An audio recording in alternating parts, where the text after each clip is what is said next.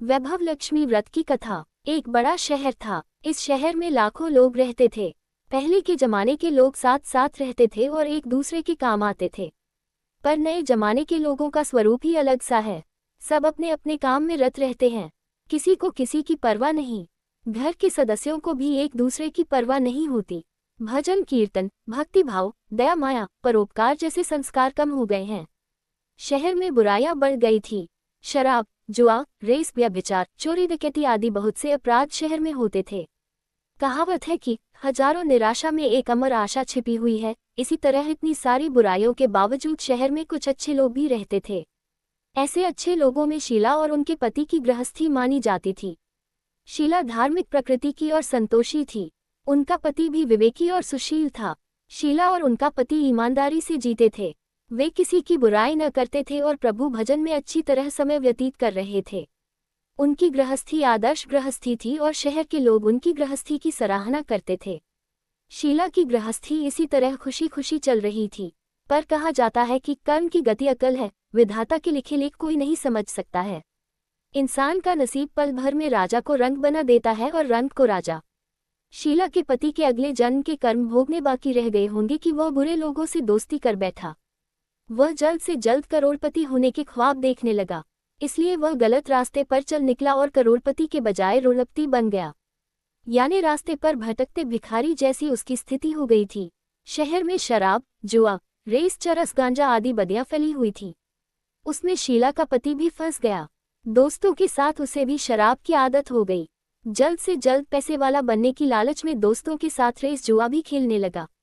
इस तरह बचाई हुई धनराशि, पत्नी के गहने, सब कुछ रेस जुए में गंवा दिया था। समय के परिवर्तन के साथ घर में दरिद्रता और भूखमरी फैल गई। सुख से खाने के बजाय 2 वक्त के भोजन के लाले पड़ गए और शीला को पति की गालियां खाने का वक्त आ गया था। शीला सुशील और संस्कारी स्त्री थी। उसको पति के बर्ताव से बहुत दुख हुआ, किंतु वह भगवान पर भरोसा करके बड़ा दिल रखकर दुख सहने लगी। कहा जाता है कि सुख के पीछे दुख और दुख के पीछे सुख आता ही है, इसलिए दुख के बाद सुख आएगा ही। ऐसी श्रद्धा के साथ शीला प्रभु भक्ति में लीन रहने लगी। इस तरह शीला असह्य दुख सहते सहते प्रभु भक्ति में वक्त बिताने लगी।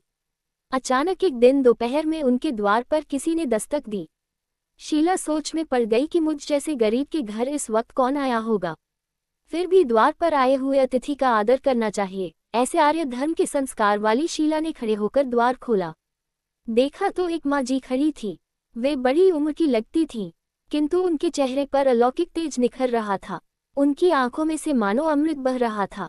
उनका भव्य चेहरा करुणा और प्यार से छलकता था। उनको देखते ही शीला के मन में अपार शांति छा गई। वैसे शीला इस माँ जी को पहचानती न थी, फिर भी उनको देखकर शीला के रोम रोम में आनंद छा गया। शीला माँ जी को आदर के साथ घर में ले आई। घर में बिठाने के लिए कुछ भी नहीं था, अतः शीला ने सकुचा कर एक फटी हुई चादर पर उनको बिठाया। माँ जी ने कहा, क्यों शीला, मुझे पहचाना नहीं? शीला ने सकुचा कर कहा, माँ, आपको देखते ही बहुत खुशी हो रही है, बहुत शांति हो रही है। ऐसा लगता है कि मैं बहुत दिनों से जिसे ढूंढ रही थी वे आप ही हैं, पर मैं आपको पहचान नहीं सकती। माँ जी ने हंसकर कहा, क्यों भूल गई? हर शुक्रवार को लक्ष्मी जी के मंदिर में भजन कीर्तन होते हैं, तब मैं भी वहाँ आती हूँ। वहाँ हर शुक्रवार को हम मिलते हैं। पति गलत रास्ते पर चल गया, तब से शीला बहुत दुखी हो गई थी और दुख की मारी वह लक्ष्मी जी के मंदिर में भी नहीं जाती थी। बाहर के लोगों के साथ नजर मिलाते भी उसे शर्म लगती थी। उसने याददाश्त पर जोर दिया पर वह माँ जी याद नहीं आ रही थी। तभी माँ जी ने कहा, तू लक्ष्मी जी के मंदिर में कितने मधुर भजन गाती थी, अभी अभी तू दिखाई नहीं देती थी, इसलिए मुझे हुआ कि तू क्यों नहीं आती है। कहीं बीमार तो नहीं हो गई है न? ऐसा सोचकर मैं तुझसे मिलने चली आई हूँ। माँ जी के अति प्रेम भरे शब्दों से शीला का हृदय पिघल गया। उसकी आंखों में आंसू आ गए। माँ जी के सामने वह बिलक बिलक कर रोने लगी। ये देखकर माँ जी शीला के नजदीक आई और उसकी सिसकती पीठ पर प्यार भरा हाथ फेरकर सांत्वना देने लगी। माँ जी ने कहा, बेटी, सुख और दुख तो धूप छांव जैसे होते हैं, धैर्य रखो बेटी। और तुझे परेशानी क्या है? तेरे दुख की बात मुझे सुना, तेरा मन हल्का हो जाएगा और तेरे दुख का कोई उपाय भी मिल जाएगा। माँ जी की बात सुनकर शीला के मन को शांति मिली। उसने माँ जी से कहा, माँ, मेरी गृहस्थी में भरपूर सुख और खुशियाँ थीं, मेरे पति भी सुशील थे। अचानक हमारा भाग्य हमसे रूठ गया। मेरे पति बुरी संगति में फंस गए और बुरी आदतों के शिकार हो गए तथा अपना सब कुछ गंवा बैठे हैं तथा हम रास्ते के भिखारी जैसे बन गए हैं। ये सुनकर माँ जी ने कहा, ऐसा कहा जाता है कि कर्म की गति न्यारी होती है, हर इंसान को अपने कर्म भुगतने ही पड़ते हैं। इसलिए तू चिंता मत कर, अब तू कर्म भुगत चुकी है, अब तुम्हारे सुख के दिन अवश्य आएंगे। तू तो माँ लक्ष्मी जी की भक्त है। माँ लक्ष्मी जी तो प्रेम और करुणा की अवतार हैं। वे अपने भक्तों पर हमेशा ममता रखती हैं। इसलिए तू धैर्य रखकर माँ लक्ष्मी जी का व्रत कर, इससे सब कुछ ठीक हो जाएगा। माँ लक्ष्मी जी का व्रत करने की बात सुनकर शीला के चेहरे पर चमक आ गई। उसने पूछा, माँ लक्ष्मी जी का व्रत कैसे किया जाता है, वह मुझे समझाइए। मैं यह व्रत अवश्य करूंगी। माँ जी ने कहा, बेटी माँ लक्ष्मी जी का व्रत बहुत सरल है। उसे वरदलक्ष्मी व्रत या वैभव लक्ष्मी व्रत भी कहा जाता है। यह व्रत करने वाले की सब मनोकामना पूर्ण होती है, वह सुख संपत्ति और यश प्राप्त करता है। ऐसा कहकर माँ जी वैभव लक्ष्मी व्रत की विधि कहने लगी। बेटी वैभव लक्ष्मी व्रत वैसे तो सीधा सादा व्रत है, किंतु कई लोग यह व्रत गलत तरीके से करते हैं, अतः उसका फल नहीं मिलता। कई लोग कहते हैं कि सोने के गहने की हल्दी कुमकुम से पूजा करो बस व्रत हो गया, पर ऐसा नहीं है। कोई भी व्रत शास्त्रीय विधि से करना चाहिए, तभी उसका फल मिलता है। सच्ची बात यह है कि सोने के गहनों का विधि से पूजन करना चाहिए। व्रत की उद्यापन विधि भी शास्त्रीय विधि से करना चाहिए। यह व्रत शुक्रवार को करना चाहिए। प्रातःकाल स्नान करके स्वच्छ कपड़े पहनो और सारा दिन जय माँ लक्ष्मी का रटन करते रहो। किसी की चुगली नहीं करनी चाहिए। शाम को पूर्व दिशा में मुंह करके आसन पर बैठ जाओ। सामने पाटा रखकर उस पर रुमाल रखो। रुमाल पर चावल का छोटा सा ढेर करो। उस ढेर पर पानी से भरा तांबे का कलश रखकर कलश पर एक कटोरी रखो। उस कटोरी में एक सोने का गहना रखो। सोने का न हो तो चांदी का भी चलेगा, चांदी का न हो तो नकद रुपया भी चलेगा। बाद में घी का दीपक जलाकर अगरबत्ती सुलगा कर रखो। माँ लक्ष्मी जी के बहुत स्वरूप हैं और माँ लक्ष्मी जी को श्रीयंत्र अति प्रिय है, अतः वैभव लक्ष्मी में पूजन विधि करते वक्त सर्वप्रथम श्रीयंत्र और लक्ष्मी जी के विविध स्वरूपों का सच्चे दिल से दर्शन करो। उसके बाद लक्ष्मी स्तवन का पाठ करो। बाद में कटोरी में रखे हुए गहने या रुपये को हल्दी कुमकुम और चावल चढ़ाकर पूजा करो और लाल रंग का फूल चढ़ाओ। शाम को कोई मीठी चीज बनाकर उसका प्रसाद रखो। न हो सके तो शक्कर या गुड़ भी चल सकता है। फिर आरती करके 11 बार सच्चे हृदय से जय माँ लक्ष्मी बोलो। बाद में 11 या 21 शुक्रवार यह व्रत करने का दृढ़ संकल्प माँ के सामने करो और आपकी जो मनोकामना हो वह पूरी करने को माँ लक्ष्मी जी से विनती करो। फिर माँ का प्रसाद बांट दो और थोड़ा प्रसाद अपने लिए रख लो। अगर आप में शक्ति हो तो सारा दिन उपवास रखो और सिर्फ प्रसाद खाकर शुक्रवार का व्रत करो। न शक्ति हो तो एक बार शाम को प्रसाद ग्रहण करते समय खाना खा लो। अगर थोड़ी शक्ति भी न हो तो 2 बार भोजन कर सकते हैं। बाद में कटोरी में रखा गहना या रुपया ले लो। कलश का पानी तुलसी की क्यारी में डाल दो और चावल पक्षियों को डाल दो। इसी तरह शास्त्रीय विधि से व्रत करने से उसका फल अवश्य मिलता है। इस व्रत के प्रभाव से सब प्रकार की विपत्ति दूर होकर आदमी मालामाल हो जाता है। संतान न हो तो संतान प्राप्ति होती है। सौभाग्यवती स्त्री का सौभाग्य अखंड रहता है। कुमारी लड़की को मनभावन पति मिलता है। शीला ये सुनकर आनंदित हो गई।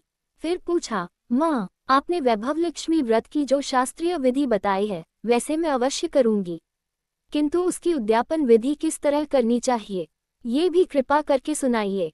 माँ जी ने कहा, 11 या 21 जो मन्नत मानी हो उतने शुक्रवार यह वैभव लक्ष्मी व्रत पूरी श्रद्धा और भावना से करना चाहिए। व्रत के आखिरी शुक्रवार को खीर का नैवेद्य रखो। पूजन विधि हर शुक्रवार को करते हैं वैसे ही करनी चाहिए। पूजन विधि के बाद श्रीफल फोड़ो और कम से कम 7 कुंवारी या सौभाग्यशाली स्त्रियों को कुमकुम का तिलक करके वैभव लक्ष्मी व्रत की एक पुस्तक उपहार में देनी चाहिए और सबको खीर का प्रसाद देना चाहिए। फिर धन लक्ष्मी स्वरूप वैभव लक्ष्मी स्वरूप माँ लक्ष्मी जी की छवि को प्रणाम करें। माँ लक्ष्मी जी का ये स्वरूप वैभव देने वाला है।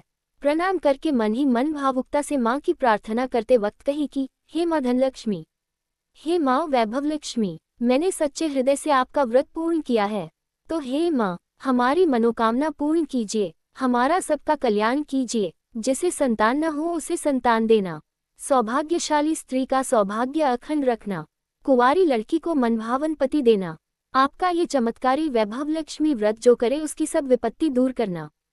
सबको सुखी करना। हे माँ, आपकी महिमा अपरंपार है। माँ जी के पास से वैभव लक्ष्मी व्रत की शास्त्रीय विधि सुनकर शीला भाव विभोर हो उठी।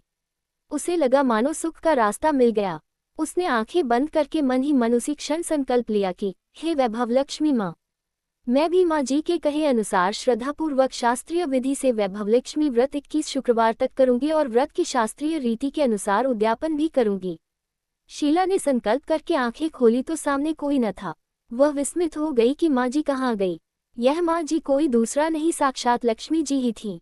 शीला लक्ष्मी जी की भक्त थी, इसलिए अपने भक्त को रास्ता दिखाने के लिए माँ लक्ष्मी देवी माँ जी का स्वरूप धारण करके शीला के पास आई थी।